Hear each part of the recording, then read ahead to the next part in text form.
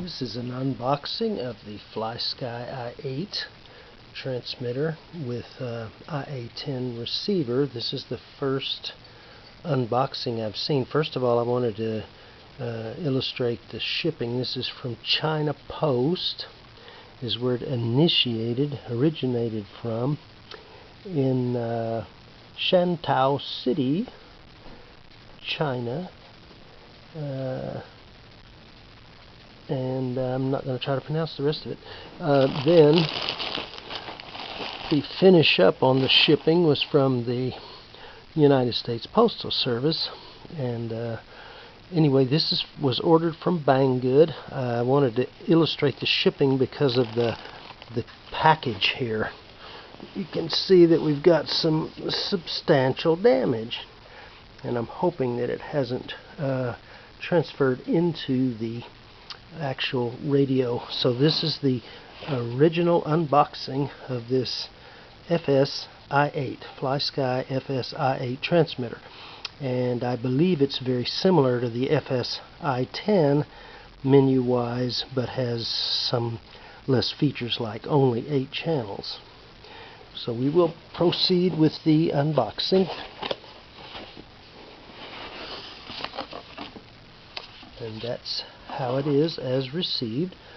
The quick start manual and the radio. I do not like the red bezel here and the red Flysky emblem.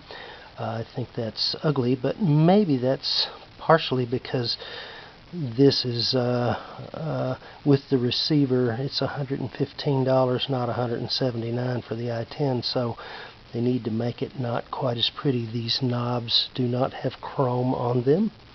It does have all the controls, with the exception, I believe, the i10, and I don't have one. Let's pull this on out. I believe the i10 has some sliders on the side here, and this radio does not have those. But it still has 4, 8, 12, 15 control functions. Alright, that's the transmitter, so we will get the battery out. It has a LiPo battery, and here is the IA10B receiver that comes with it. And here is the LiPo 1700 milliamp 3.7 volt. That would be a 1-cell LiPo. And it has a little tab to protect the polarity, but you have to remove it, I'm assuming, before you put it in. And must be recycled properly. So we'll peel that off.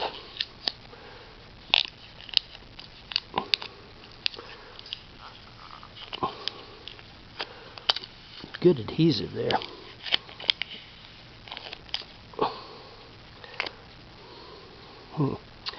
Well, I don't think I want to remove all of that.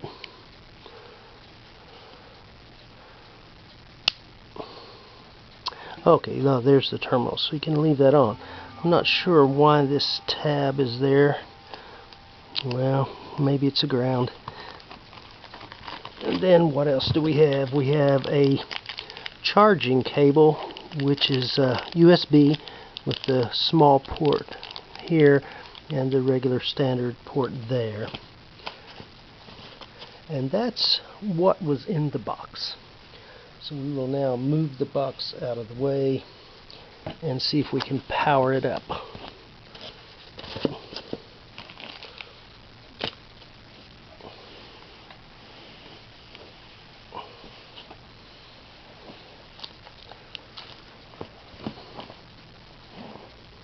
Appears to be no visual damage to the radio.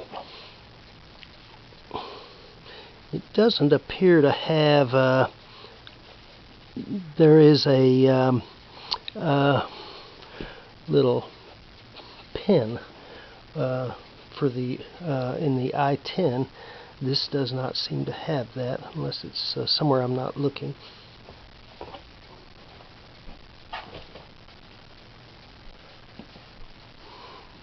but I will open up the back to install the battery.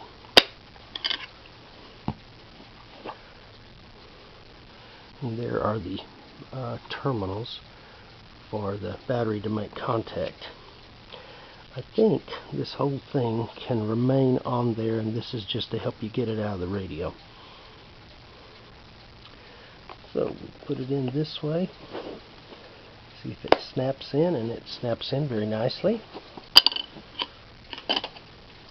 Put the lid back on. I think I would prefer the AA batteries, 4 of them instead of this LiPo. And now we will turn it on. To turn this radio on, if it's like the i10, and I suppose it is, you have to push both of the power buttons at once. For your safety, place all switches in their up position. And that aircraft jet engine sound tells you that it is on airplane rather than helicopter or multi-rotor. And it's model 0. And to get to other menus, let's see what we do. Do we do that? No. Do we do this? Yeah, and that gets us to this menu, this set of menus, which appears to be just like the i10. I like it. And then we'll go to the next one. Well, I thought we would. Oh, that's it. You rotate with your finger. One of them that I wanted to make sure that it had was servo displays, and so it shows you what your controls are doing, and it has for 8. And let's see, the auxiliaries are probably not set up yet. So, and this one is a momentary, and this is a 3-position switch, just like the i10. If you want to know a lot more about this, you can get the i10. Again, this only has 8 channels. It's supposed to be 20 model memory, and I believe there's a SD card inside. So that's basically the transmitter as it is received, and I like the blue light here. Now, one of the things that will be somewhat difficult to get used to is that this is the trim. Oh, I like the way it tells you what you're trimming. Elevator on that one. And then this would be ailerons. Ailerons. Okay, throttle. A little throttle there. Yeah, let's go back to 0 on throttle. Whoa, no, I guess it...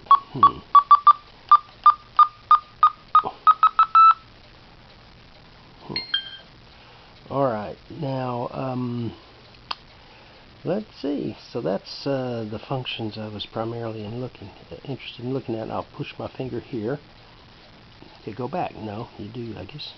How do I get back?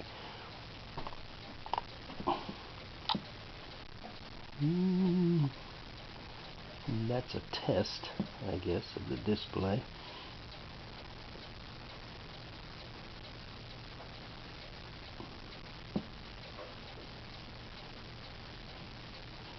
I'm not sure how to get it out of this mode. I guess I have to turn it off, maybe.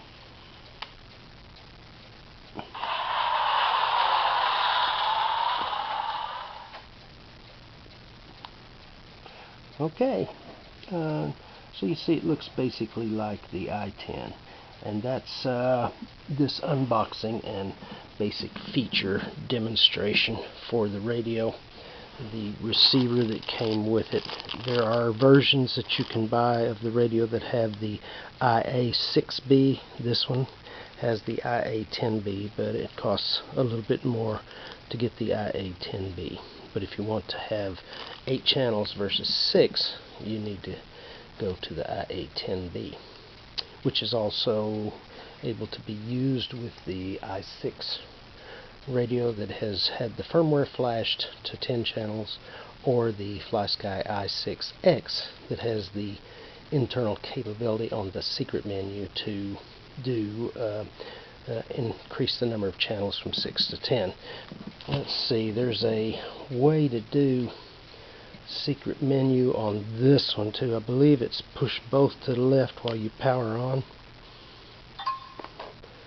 and that is factory mode, stick calibration, key test, LCD battery check, stick mode, bind with a receiver,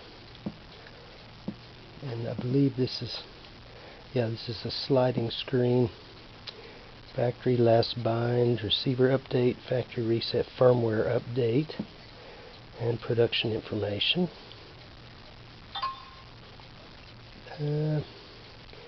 Production information, Freescale bootloader, radio information, and about the i8. Well, let's look at that. And that tells you the version of the firmware that we have. And it was dated May 5th, 2016.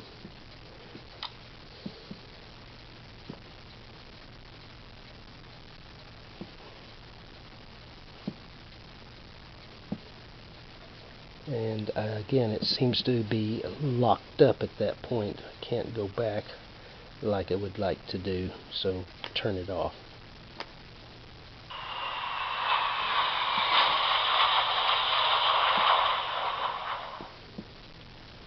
And then it has a question mark here. Oh, I'm turning it off. This icon provides help. If you are unsure of how to use a feature or function, select this icon for more information.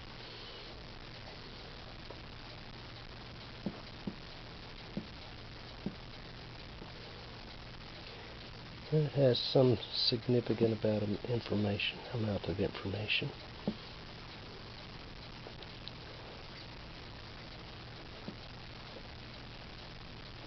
Not sure this is working right. The return, oh, there's the return icon. May have to hold it longer, or variable push pressure, I'm not sure. And then again, to go to settings, we go there, and this gives us the other menus, which are pretty thorough. Auxiliary channels, let's look at that one. We have none for 5, 6, 7, and 8, and we want some.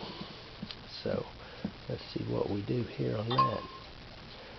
Control, none. This is for auxiliary channel 2. And oh, okay.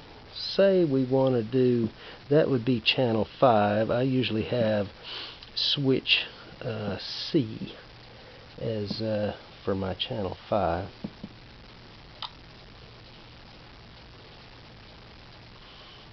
Okay, and that's good. And then let's see.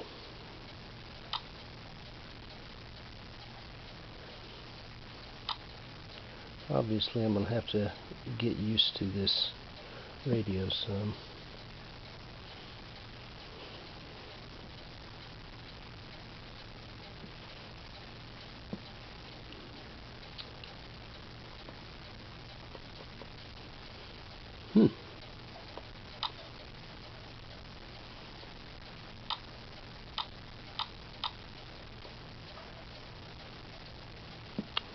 Okay, I'm thinking I may have to turn power off, and then I'll be curious to see.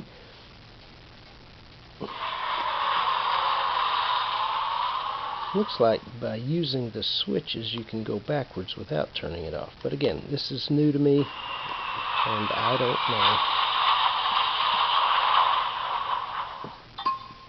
know. And let's go to auxiliary channels again and see what we have. That did not take my setting, so let's see.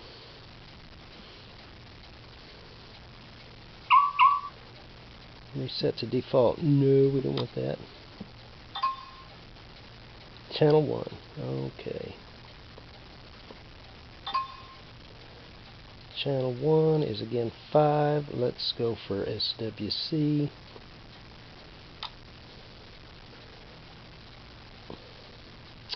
Now how to save that, maybe pushing the power switches.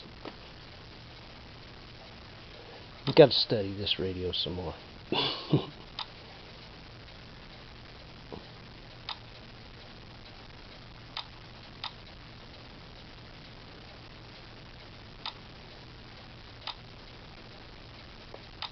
Oh, the check might do it.